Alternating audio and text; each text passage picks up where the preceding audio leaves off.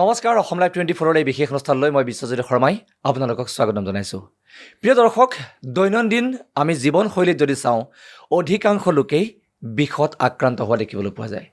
ভৰিৰ বিষৰ পৰা আপোনাৰ মূৰৰ বিষলৈকে, আঁঠুৰ বিষ, কঁকালৰ বিষ আজিৰ তাৰিখত সকলোৰে এটা কমন অসুখত পৰিণত হোৱা দেখিবলৈ পোৱা গৈছে। সময় সলনি হৈছে, নতুন নতুন চিকিৎসা পদ্ধতি আহিছে আৰু সেই চিকিৎসা পদ্ধতিৰে বহু লোকে উপশম লাভ কৰিবলৈ সক্ষম হৈছে। আমি আজি এটা বিশেষ চিকিৎসা পদ্ধতিৰ সন্দৰ্ভত আলোকপাত কৰিবলৈ চেষ্টা কৰিম। ক্ৰনিক পেইন সন্দৰ্ভত, নন চাৰ্জিকেল মেনেজমেণ্ট সন্দৰ্ভত আমি আজি আলোকপাত কৰিবলৈ চেষ্টা কৰিম। আমাৰ মাজত উপস্থিত আছে অভিজ্ঞ চিকিৎসক ডক্টৰ ভৱেন বড়ো। আপোনাক স্বাগতম জনাইছোঁ অসম লাইভ 24 এই বিশেষ অনুষ্ঠানৰ মাজলৈ। আৰু দেখিবলৈ পোৱা যায়, আৰম্ভণিতে কৈছোঁৱেই যে আজিৰ তাৰিখত বিষটো প্ৰত্যেকজন মানুহৰে এটা লগৰীয়া নিচিনা হৈ গৈছে। আজি নিউ জেনেৰেশ্যনখিনিয়ে কেতিয়াবা কঁকালৰ বিষত ভোগে, আঁঠুৰ বিষত ভোগে, আৰু বাৰ্ধক্যৰ বাবে যিখিনি বিষ হয় সেইখিনিতো আছেই। গতিকে এই চৰ্চাবিলাক চলি থকাৰ মাজত বা মানুহে এনেদৰে বিষত আক্ৰান্ত হৈ থকাৰ মাজত নন চাৰ্জিকেল মেনেজমেণ্ট চিকিৎসা পদ্ধতিক লৈ শেহতীয়াকৈ নতুন এক চৰ্চা আৰম্ভ হৈছে। নন চাৰ্জিকেল মেনেজমেণ্ট বস্তুটো আচলতে কি? নমস্কাৰ। চ' নন চাৰ্জিকেল মেনেজমেণ্ট হৈছে এটা নতুন, এইটো মিনিমেলি ইনভেচিভ পদ্ধতি আচলতে, মানে ন্যূনতম কটা চিঙা হয় য'ত। চ' আগতে হৈছিলে কি, আপোনাৰ আপুনি ধৰক এটা বিষ বা এটা বেমাৰ লৈ আপুনি ডক্টৰৰ ওচৰত আহিলে, চিকিৎসকৰ আহিলে, প্ৰথমতে আপোনাক মেডিকেল মেনেজমেণ্ট কৰা হয় বা টেবলেট বা পিল দিয়া হয়। যদি ভাল নাপায়, ডাইৰেক্টলি নেক্সট ষ্টেজটো হ'ল অপাৰেশ্যন বা চাৰ্জাৰী। চ' তাত এটা ডাঙৰ গেপ এটা আছিলে। চ' সেই গেপটো ফিল আপ কৰিবলৈ আমাৰ ইণ্টাৰভেনশ্যনেল পেইন মেনেজমেণ্ট যিটো আমি কৰোঁ, সেই গেপ এটা ব্ৰিজ এটা তাত বনোৱা হৈছে। সেইটো হ'ল মিনিমেলি ইনভেচিভ বা non surgical treatment of chronic pain. সেইটোৱে হৈছে। আৰু এই চিকিৎসা যিটো পদ্ধতি, আমি ধৰক খুব কমকৈ মুখামুখি হৈছোঁ। এতিয়া আমাৰ ইয়াত কিমান নতুন, কিমান পুৰণি, কিমান দিনৰ পৰা চলি আছে, বা আমাৰ ইয়াত কেতিয়াৰ পৰা ইমপ্লিমেণ্ট হৈছে? হয়, এইটো কম্পেৰেটিভলি তুলনামূলকভাৱে আমি যদি চাওঁ, নৰ্থ ইষ্টত নতুন বুলি ক'ব পাৰে। কিন্তু এই চিকিৎসা পদ্ধতি মই 2014তে মই আৰম্ভ কৰিছিলোঁ। 2014ৰ পৰাই মই কৰি আছোঁ। কিন্তু যদি আপুনি গোটেই পৃথিৱীত বা ভাৰতবৰ্ষত চাবলৈ যায়, এইটো নতুন নহয়, আগৰ পৰাই আছে। কিন্তু মানে আমাৰ এইফালে এৱাৰনেছ সেইটো অলপ কম। কিন্তু 2014-15 চনৰ মানৰ পৰাই আমি এইটো আগবঢ়াই আহিছোঁ, এইটো সেৱা। যিসকল ৰোগী বা যিসকলে ভুগি আছে, ফিডবেক কেনেকুৱা পাইছে? তেওঁলোকে কেনেকুৱা ধৰণৰ ৰেছপন্স পাইছে, বা কিমান সময় লাগে ইয়াৰ পৰা সম্পূৰ্ণৰূপে উপশম পাবলৈ? আপুনি কেনেকুৱা ধৰণৰ, কাৰণ আপুনি বিভিন্ন ৰোগীৰ লগত লাগি আছে। ইয়াৰ চবতকৈ সকলোতকৈ ডাঙৰ যিটো আপোনাৰ এডভান্টেজ, সুবিধাটো হ'ল, এইটো হ'ল ডে কেয়াৰ হিচাপত আমি কৰোঁ। হস্পিটেলত ৰোগীজন ভৰ্তি হ'ব নালাগে। সেইকাৰণে আপোনাৰ খৰচটো বহুত কমি যায়, প্ৰথম যিটো আপোনাৰ এডভান্টেজ। আৰু এইটো খুব কম সময়ৰ ভিতৰতে কৰা হয়। লোকেল এনাস্থেচিয়াত কৰা হয়, কোনো ধৰণৰ আপোনাক মানে সংজ্ঞাহৰণ বা এনাস্থেচিয়া দি লোৱা নহয়। আৰু সেইকাৰণে ইয়াৰ এডভান্টেজ এইখিনি যথেষ্ট থাকে। আৰু সোনকালে ৰোগীজনে নিজৰ কামলৈ আৰু উভতি যাব পাৰে। এতিয়া দেখিবলৈ পোৱা যায় যে বাৰ্ধক্যৰ বাবেতো আমাৰ বিভিন্ন কঁকালৰ বিষ, ভৰি বিষ এইবিলাকতো হয়। আজিৰ তাৰিখত দেখিবলৈ পোৱা গৈছে আপোনাৰ হাইস্কুলৰ ষ্টুডেণ্টজনৰ পৰা ডাঙৰলৈকে সকলোৱে বিষত আক্ৰান্ত হয়। কাৰোবাৰ কঁকালৰ বিষটোতো কমন হৈ পৰিছে, বয়সৰ কোনো কথাই নাই। গতিকে ইয়াৰ কাৰণটো কি আচলতে? যিকোনো বয়সৰ লোক আজিৰ তাৰিখত মানে কঁকালৰ বিষটোতো কমন। হয়, আপুনি খুব ভাল প্ৰশ্ন কৰিছে এইটো। আগতে সাধাৰণতে এজেড বা বয়োজ্যেষ্ঠসকলকে দেখা গৈছিলে বিষৰ সমস্যা লৈ, যিটো মানে তেওঁলোকে ভুগি আছিল। আজিকালি আমি এইটো লাইফষ্টাইল ডিজিজ বুলি কওঁ। কাৰণ ইয়াৰ কাৰণ কেইবাটাও আছে। এটাটো হ'ল আজিকালি মানুহৰ লাইফটো চিডেণ্টেৰী লাইফ হৈ গৈছে, মানুহে এক্সাৰচাইজ বা ব্যায়াম নকৰে। 2 নম্বৰটো হৈছে আপোনাৰ জাংক ফুড, ফেটি ফুড, মানে হেল্ডি ফুড মানে নাখায় মানুহে। এইকেইটাই মানে প্ৰধান কাৰণ। আৰু হৈছে আজিকালি যিটো মানে আমাৰ য়ং জেনেৰেশ্যন, তেওঁলোকৰ হৈছে কি, আপোনাৰ তেওঁলোকে কেৰিয়াৰৰ প্ৰতি খুব সচেতন, খুব এম্বিচিয়াছ। গতিকে কি হয়, তেওঁলোকৰ কেৰিয়াৰৰ লগত লাগি থাকোঁতে তেওঁলোকে এইটো মানে ইগন'ৰ কৰে হেল্থটো, স্পেচিয়েলি স্পাইনেল হেল্থ যিটো আমি কওঁ, মানে ৰাজহাড়ৰ সম্পৰ্কীয় যিটো মানে স্বাস্থ্যৰ যিটো সচেতনতা, সেইটো কম। এনেকুৱা হয় আপোনাৰ গোটেই দিনটো এজন মানুহে ডেস্কটপ বা লেপটপত বহি কাম কৰি আছে, প্ৰলং চিটিং হৈছে তেওঁৰ, বা কিছুমানৰ প্ৰলং ষ্টেণ্ডিং হৈছে। গতিকে বহুত বহুত দেৰি ধৰি যদি একেটা পজিশ্যনতে আপুনি বহি এটা কাম কৰি আছে আপোনাৰ স্পাইনত এটা লোড পৰে আপোনাৰ বা আপুনি মোবাইলত কিছুমানে কাম কৰি আছে কিছুমানে লেপটপত কৰি আছে ডেস্কটপত বহুত দেৰি যদি আপুনি কোনো ধৰণৰ বিৰতি নোলোৱাকৈ কৰে প্ৰথম অৱস্থাত আপোনাৰ স্পাইনত বা ৰাজহাড়ত লোড আৰম্ভ হয় প্ৰথমে পেশী লৈ থাকে ভিতৰলৈ গৈ লাহে লাহে ডিজিজ হিচাপে আৰম্ভ হ'ব পাৰে বা ডিজেনেৰেশ্যন আৰম্ভ হয় চ' এইবোৰেই হ'ল ইয়াৰ মূল কাৰণ এতিয়া দেখিবলৈ পোৱা যায় যে লাইফষ্টাইল মানুহৰ সলনি হৈছে আপুনি ক'লে যে মানুহে খোৱা বোৱাবিলাক বা জাংক ফুড এইবিলাক আচলতে আগতকৈ বাঢ়ি গৈছে কাৰণ দৌৰা দৌৰিকৈ ডিউটিলৈ আহি যায় আৰু কিবা এটা খাব লাগে কাৰণে খাই দিয়ে লাইফষ্টাইল আৰু দেখিবলৈ পোৱা গৈছে যে হয় আপুনি ঠিকেই কৈছে যে বহুতে এনেকুৱা হয় যে গোটেই দিনটো বহি বহিয়ে কাম কৰি থাকিব লগা হয় কেতিয়াবা আকৌ কেৱল থিয় হৈ বহু সময় থাকিব লগা হয় বিভিন্ন ধৰণৰ কৰ্মক্ষেত্ৰত গতিকে সেইটোৰ কাৰণে এইবিলাক হ'ব পাৰে নহয় জানো হয় আৰু এই যিটো চিকিৎসা পদ্ধতি আন চিকিৎসা পদ্ধতিতকৈ এইটো কি কাৰণত পৃথক বা কি সুবিধা আৰু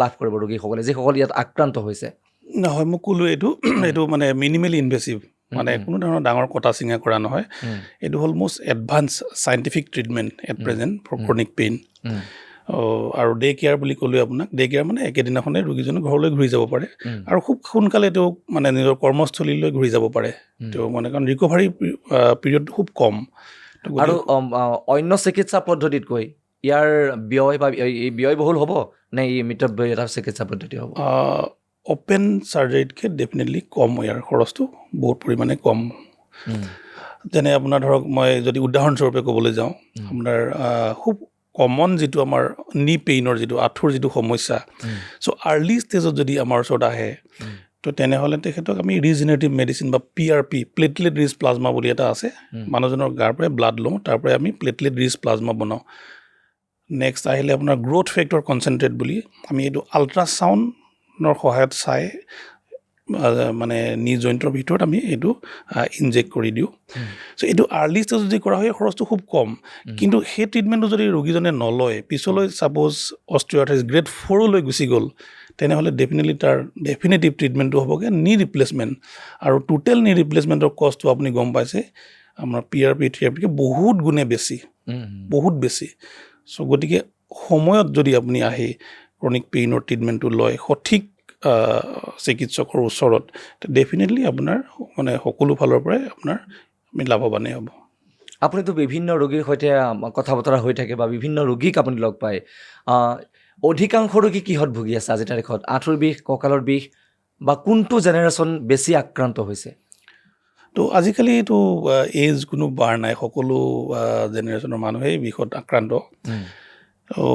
2018ত এটা ষ্টাডি কৰিছিলে এইটো global survey on prevalence on chronic pain এইটো ভাৰতবৰ্ষতে কৰিছিলে তো তাত তেওঁলোকে দেখুৱাইছে যিটো মানে ষ্টাডি বা ৰিচাৰ্চত তেওঁলোকে দেখাইছে সমীক্ষাত 19.3% অফ ইণ্ডিয়ান পপুলেশ্যন তাৰমানে 19.3% ভাৰতীয় মানুহে যিকোনো এটা গিভেন টাইমত পেইনত ভুগি আছে কিমান বেছি নাম্বাৰটো আপুনি ভাবি চাওক তাৰে ভিতৰত 80% মানুহ তেওঁলোকে প্ৰপাৰ পেইন মেনেজমেণ্ট হোৱা নাই তেওঁলোকৰ তাৰমানে তাৰে ভিতৰত 80% পেইন মেনেজমেণ্টটো প্ৰপাৰলি হোৱা নাই আৰু সেই 80%ৰ ভিতৰতে 70% মানুহ গ্ৰাম্যাঞ্চলত আছে তেওঁলোকে মানে নাজানেই যে পেইন মেনেজমেণ্টটো আছে পেইনৰ যে এটা ট্ৰিটমেণ্ট কৰিব লাগে বা মানুহে পেইন ফ্ৰী হৈ থাকিব লাগে সেই ধাৰণাটোৱে তেওঁলোকৰ নাই বা বহুতে অৰ্থনৈতিক কাৰণতো আহিব পৰা নাই তেওঁলোকে ভাবিছে যে চাগে এনেকেই চলিব লাগিব আমি বিষতেই তেনেকেই জীয়াই থাকিব লাগিব তেওঁলোকে তেনেকেই জীয়াই আছে কিন্তু আমি আজি কওঁ বা WHO আজিকালি এটা শ্লোগান দিছে যে বিষৰ যিটো নিৰাময় pain relief is a human right কোনো মানুহেই বিষত ভুগি থকাৰ কোনো যুক্তি তাত নাই চ' গতিকে সেইটোৱে হ'ল আমাৰ পৰিসংখ্যাটো সেইটোৱে আৰু নিশ্চয় প্ৰিয় দৰ্শক আমাৰ লগত এই মুহূৰ্তত ডক্টৰ ভৱেন বড়ো আমাৰ মাজত উপস্থিত আছে আৰু চিটি হাৰ্ট হস্পিটেলৰ তেখেত CMD আৰু এই চিকিৎসা পদ্ধতিৰ সৈতে দীৰ্ঘদিন তেখেত জড়িত হৈ আছে আমি তেওঁৰ লগত কথা পাতি আছোঁ আমি ৰোগীসকলক জ্ঞাতাৰ্থ জনাইছোঁ যদি কোনো এজন ৰোগী আক্ৰান্ত হয় তেতিয়াহ'লে কিদৰে আপোনাক যোগাযোগ কৰিব ক'ত কেনেকৈ আপোনাৰ চিকিৎসা সেৱা আপুনি আগবঢ়াই আহিছে অকণমান যদি কৈ দিয়ে তেতিয়াহ'লে ৰোগীসকলৰ সুবিধা হ'ব হয় চিটি হাৰ্ট হস্পিটেলতে পাব মোক ডেইলি আপোনাৰ 10টাৰ পৰা 5টা বজাৰ ভিতৰত চিটি হাৰ্ট মানে এক্সেপ্ট ছানডে ছানডে বাদ দি যিকোনো সময়টো কি ক'লে 10 বজাৰ পৰা মানে 5 বজালৈকে আৰু ৰাজগড়ত অৱস্থিত চিটি হাৰ্ট হস্পিটেল। হয় হয়। গতিকে আক্ৰান্ত ৰোগীসকলেও আপুনি যোগাযোগ কৰিব পাৰে। আমি আকৌ জানিব বিচাৰিছোঁ যে আজিৰ তাৰিখত দেখা পোৱা গৈছে যে এনেকুৱা হৈ যায় হঠাৎ ডক্তৰৰ কাষলৈ পেচেণ্ট যাবলৈ অকণমান কেতিয়াবা সুযোগেই নাপায়। যেতিয়া বস্তুটো পুৰণি হৈ যায় তেতিয়া বেমাৰটো আৰু বেছি বাঢ়ি যায়। তাৰ পাছতে আমি বাহিৰলৈ যোৱাৰ এটা চিন্তা চৰ্চা আৰম্ভ হৈ যায়। এতিয়া এই ক্ষেত্ৰত আমাৰ ইয়াতো যে এনেধৰণৰ চিকিৎসা পদ্ধতি আছে, আমি চিধা বাহিৰৰ কথাটো আচলতে যিটো ট্ৰেণ্ড, সেই ট্ৰেণ্ডটো কিয় আজিৰ তাৰিখতো অব্যাহত আছে? কাৰণ বিভিন্ন সময়ত দেখিবলৈ পোৱা যায়, আজি ছ'চিয়েল মিডিয়াতে দেখা পাওঁ যে হয় ভুক্তভোগী কোনোবা এজনে দিয়ে, আমি অসমৰ এজন ডক্টৰক দেখাইছিলোঁ, তেওঁৰ ওচৰত মই আৰোগ্য হৈছোঁ। কিন্তু বাহিৰলৈ যোৱা যিটো প্ৰৱণতা, সেই প্ৰৱণতাটো আজিও আছে কিন্তু অসমত। হয় আছে ডেফিনেটলি। কিছুমানটো সুবিধা আমাৰ ইয়াত হয়তো নাই, কিন্তু এই পেইন মেনেজমেণ্টৰ স্পেচিয়েলি মই কওঁ এইটো ভাৰতবৰ্ষৰ যিকোনো জেগাৰ লগত আমি ফেৰ মাৰিব পৰাকৈ চিটি হাৰ্টত উপলব্ধ। ত' গতিকে ইয়াত গোটেই ইণ্ডিয়াৰ যিবিলাক ধৰক আপুনি টপমষ্ট হস্পিটেলত যিবিলাক চিকিৎসা তেওঁলোকে প্ৰভাইড কৰে, আমি আণ্ডাৰ ওৱান ৰুফ গোটেইখিনি স্পেচিয়েলি ক্ৰনিক পেইনৰ গোটেইখিনি আমাৰ ইয়াতে মানুহে সুবিধা লাভ কৰিব পাৰিব চিটি হাৰ্ট হস্পিটেলত। আপুনিতো সমগ্ৰ নৰ্থ ইষ্টৰ জনতাক চিকিৎসা সেৱা আগবঢ়াইছে বোধ কৰোঁ। হয়, আহে আমাৰ তাত অৰুণাচল, নাগালেণ্ড, মণিপুৰৰ পৰাও আহে কিছুমান ৰোগী। গোটেই নৰ্থ ইষ্টৰ ৰোগী আহে আমাৰ ওচৰত। অলপ আগতে আপুনি এটা কথা কৈছিলে, মানে আমি লগ পোৱাৰ পূৰ্বে, যে কোনোবাই বাহিৰৰ পৰা আপোনাৰ কাষলৈ আহিব লগা হৈছিল মানে। নহয়, মানে কি হয়, ৰিচেণ্টলি মোৰ এজন বন্ধু থাকে হায়দৰাবাদৰ যিখন এপ'ল' জুবিলি হিলছত, তেখেতে পেইন স্পেচিয়েলিষ্টে হয়। তেখেতে ফোন কৰিলে যে ইয়াৰ পৰা এজন ৰোগী গৈছিলে, তেওঁ ক'লে যে এইটো ট্ৰিটমেণ্টৰ কাৰণে ইয়াত আহিব নালাগে, তেখেতৰ হয়তো অলপ লোডটো বেছি আছিলে। তেওঁ ক'লে আপুনি তাতে যাওক, তাতে কৰাই ল'ব বুলি তেওঁ মোলৈ মানে ৰেফাৰ নকৰিলে আৰু কৈছে যে এই মানে তেখেতৰ বেক পেইন আছিলে, কঁকালৰ বিষ। তেখেতৰ ফেচেট জইন আৰ্থ্ৰপেথি বুলি এটা মানে কঁকালত এটা ফেচেট জইন বুলি এটা জইন থাকে, সেইটোৰ বিষ আছিলে তেওঁৰ, মানে জইনৰ আৰ্থ্ৰাইটিছ, স্পাইনেল পেইন। চ' সেইটো আমাৰ ইয়াতে চিকিৎসা হয়। তো গতিকে তেওঁ ক'লে যে ইয়াতে কৰাই ল'ব। তাৰপিছতে ৰোগীজনে তাত নকৰালে, আহি ইয়াত কৰালেহি। আৰু এই ক্ষেত্ৰত যিসকলৰ এতিয়াও হোৱা নাই, কোনো বিষ হোৱা নাই, তেওঁলোকে আগতীয়াকৈ ল'ব লগা কিবা সাৱধানতা সন্দৰ্ভত আপুনি কিবা ক'ব নেকি? হয়, আচলতে আমিও বিচাৰোঁ যে যিকোনো ৰোগীৰ বেমাৰটো হোৱাৰ আগতেই, ৰোগটো হোৱাৰ আগতেই প্ৰিভেনশ্যন ইজ বেটাৰ দেন কিয়ৰ বুলি এটা আপুনি চবে জানে, এইটো হয়।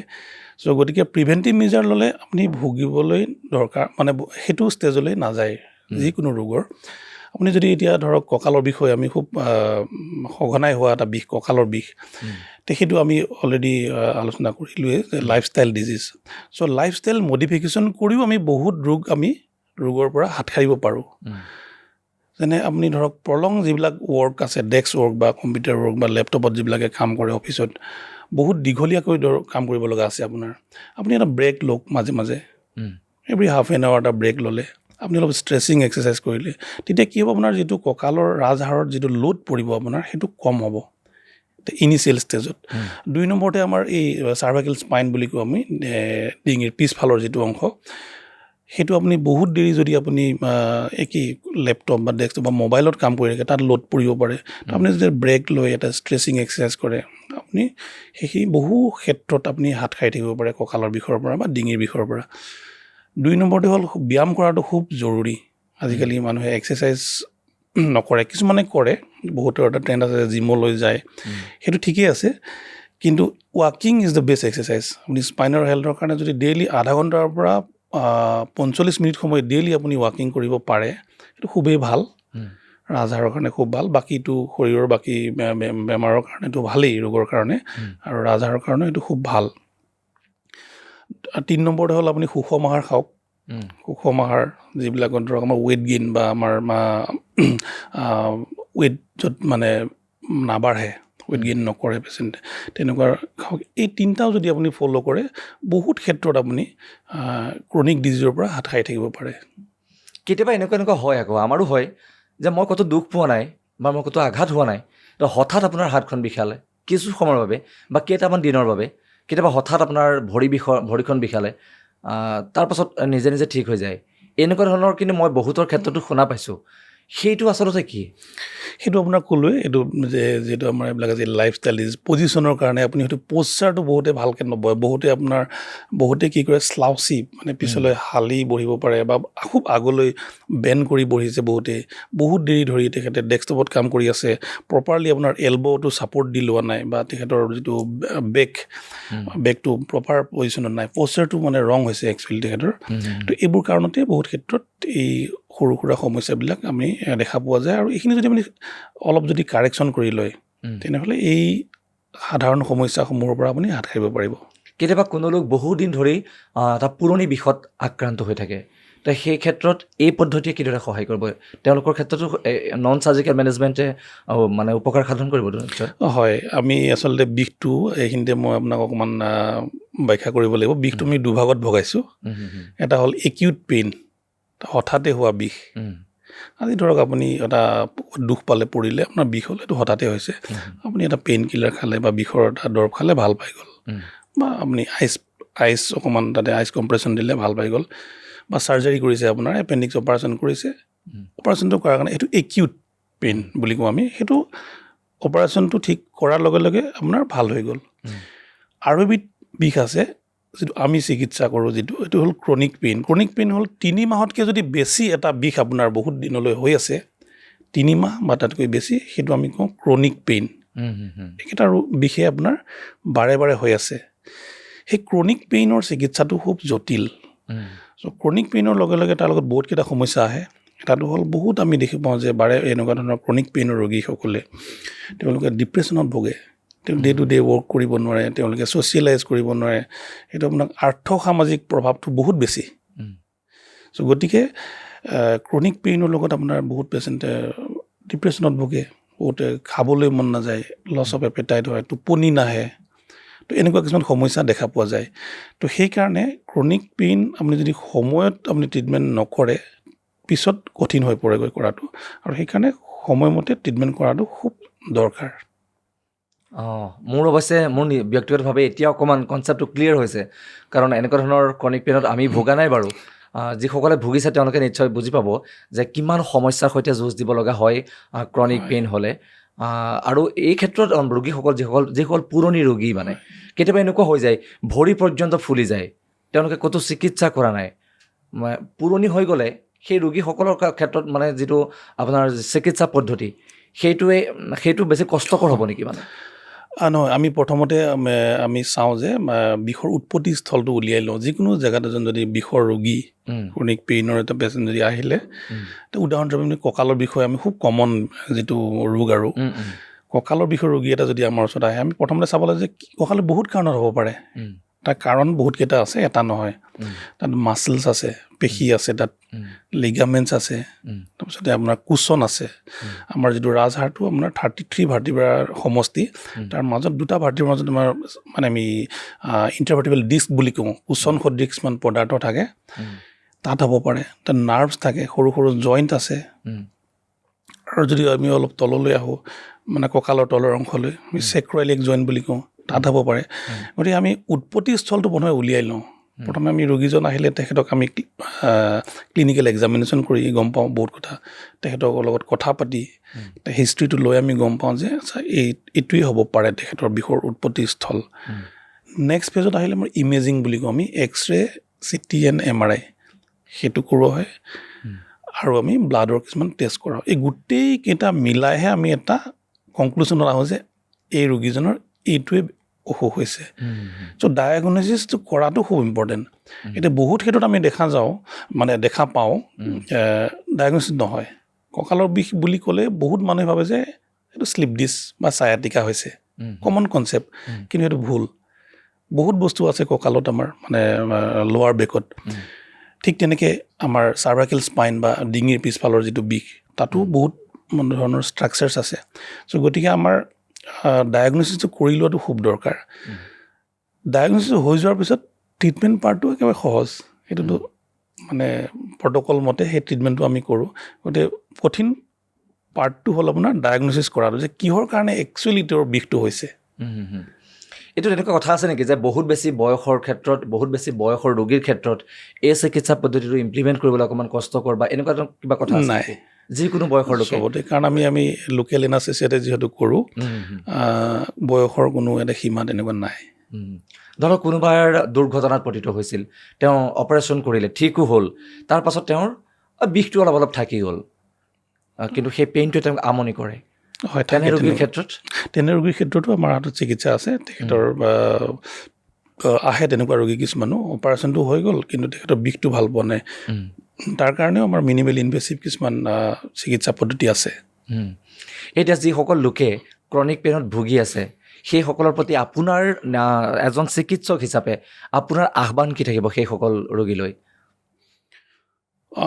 প্ৰথমটো হ'ল প্ৰিভেনশ্যন কৰিবলৈ সকলোৱে চেষ্টা কৰিব লাগে হেল্ডি লাইফষ্টাইল এটা লিড কৰিবলৈ সকলোৱে যত্ন কৰাটো উচিত যেনেকৈ ধৰক আজিকালি কৈ আছে এইবিলাক লাইফষ্টাইল ডিজিজ বুলি যিটো কোৱা হৈছে চ' লাইফষ্টাইল মডিফিকেশ্যন কৰি আমি বহুত ৰোগৰ পৰা হাত সাৰিব পাৰোঁ প্ৰথম কথা 2 নম্বৰতে যদি আপোনাৰ যিকোনো মানে বিষত ক্ৰনিক পেইনটো আমি ডিজিজ বা ৰোগ বুলিয়ে কওঁ আপুনি যদি ভুক্তভোগী তেনেহ'লে যিমান সোনকালে পাৰে অভিজ্ঞ চিকিৎসকৰ ওচৰত আপুনি পৰামৰ্শ লওক আৰু সোনকালে চিকিৎসাটো কৰাই ল'লে আপোনাৰ ক্ৰনিচিটি ডেভেলপমেণ্ট নহ'ব আৰু সোনকালে আৰোগ্য হ'ব নিশ্চয় বহু কথা স্পষ্ট হৈছে এই মুহূৰ্তত অকণমান জানিব বিচাৰিছোঁ যে পদ্ধতিবিলাকৰ সন্দৰ্ভত অকণমান ক্ৰনিক পেইন যিসকল আক্ৰান্ত যিটো আপোনাৰ চিকিৎসা পদ্ধতি তাৰ বিষয়ে অকণমান যদি আপুনি আৰু অকণমান ইন ডিটেইলছ অকণমান কৈ দিয়ে হয় মই অলৰেডি আপোনাক কৈছোঁৱেই যে আমি খুব কমন যিটো ল' বেক পেইন বা কঁকালৰ বিষৰ আমি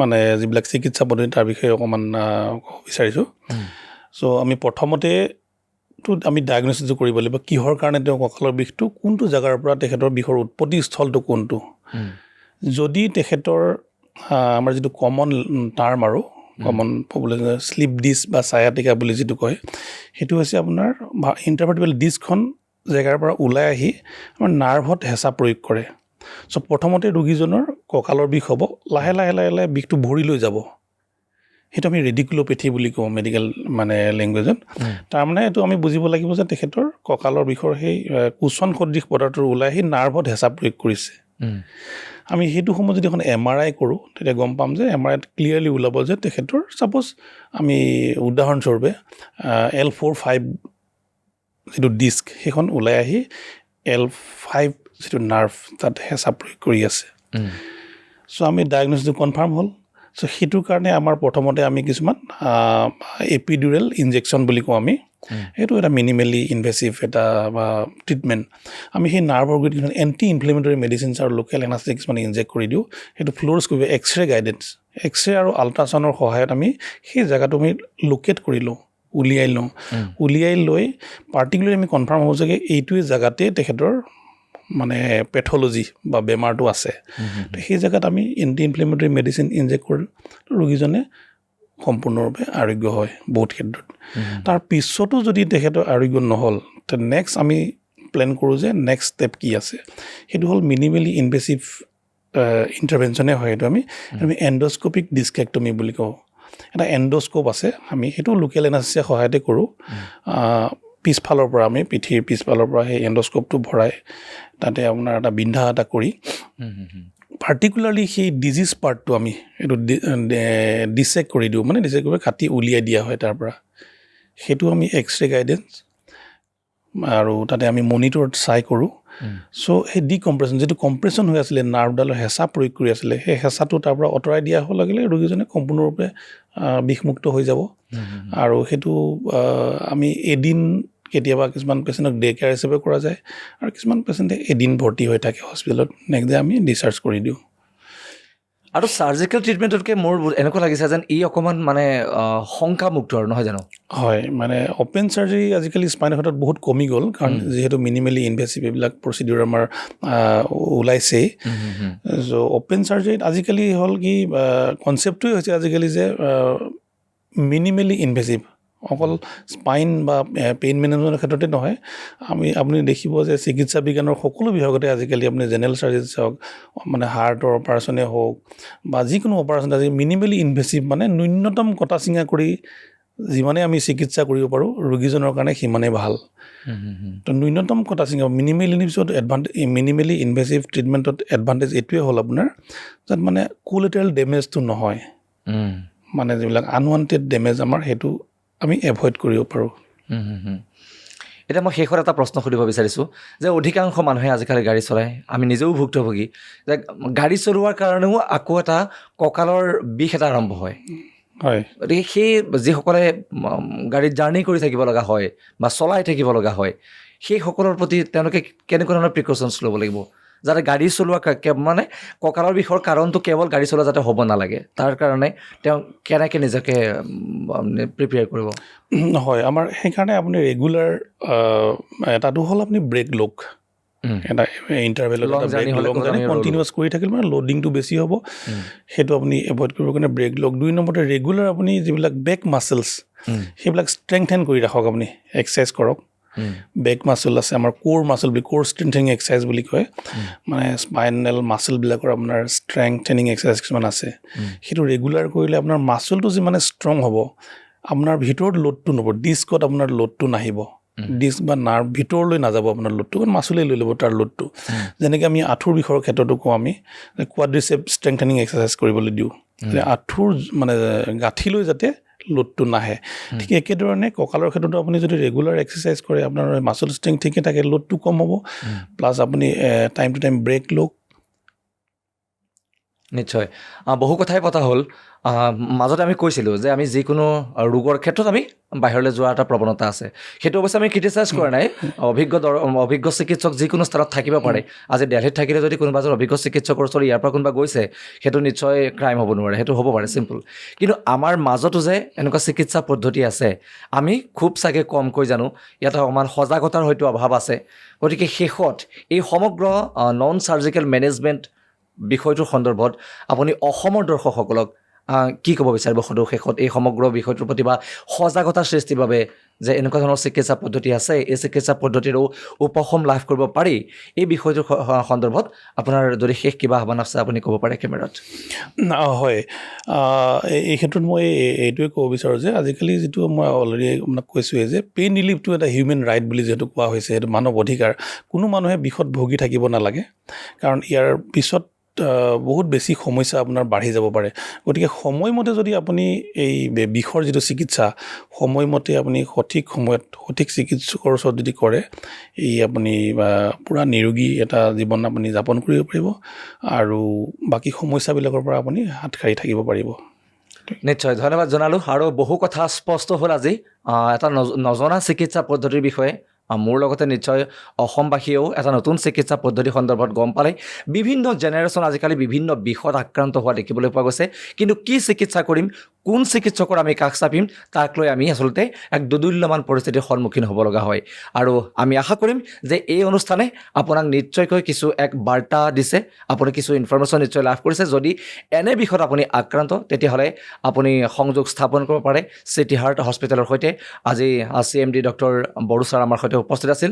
গতিকে আমিও আশা কৰিম যে ছাৰে যিদৰে ক'লে যে বহু লোক আজি বিষত আক্ৰান্ত হয়, বহু ভুগি আছে, গতিকে সকলো সুস্থ হৈ থাকক। কাৰণ আমি সততে কওঁ যে দেহা থাকিলেহে বেহা, গতিকে সকলো সুস্থ হৈ থাকক আৰু সুস্থ দেহতহে এটা সুস্থ মনৰ সৃষ্টি হয়। পৃথিৱীৰ প্ৰত্যেকজন মানুহ সুস্থ হওক, সেই শুভকামনাই জ্ঞাপন কৰি আজিৰ এই বিশেষ অনুষ্ঠানৰ পৰা মই বিদায় ল'ব বিচাৰিছোঁ আৰু আপোনাকো আকৌ এবাৰ ধন্যবাদ জ্ঞাপন কৰিছোঁ। শেষত যদি আপোনাৰ কিবা আহ্বান থাকে আপুনি ক'ব পাৰে। মই অসম লাইফৰ বা হোল টিমক মই ধন্যবাদ জনাইছোঁ, মোক ইয়াতে আমন্ত্ৰণ কৰি এই মানে আমাৰ যিটো এৱাৰনেছ প্ৰগ্ৰেম এইটো মানে এক্সপ্ৰেছ কৰিবৰ কাৰণে সুবিধা দিয়াৰ কাৰণে। আৰু সকলো ৰোগীসকলকো এইটোৱে কওঁ যে সময়মতে আপোনালোকে চিকিৎসা কৰি সকলোৱে সুস্থ হৈ থাকক, এইটোৱে মোৰ আহ্বান। ধন্যবাদ এইখিনি সময় আপুনি আমাক দিয়াৰ বাবে। প্ৰিয় দৰ্শক, আজি স্বাস্থ্য সন্দৰ্ভত আমি কিছু কথা পাতিলোঁ আৰু পৰৱৰ্তী সময়ত আন কেতবোৰ বিষয়ক লৈ আকৌ লগ পাম। চাই থাকিব অসম লাইভ 24, অবিৰত অবিচল।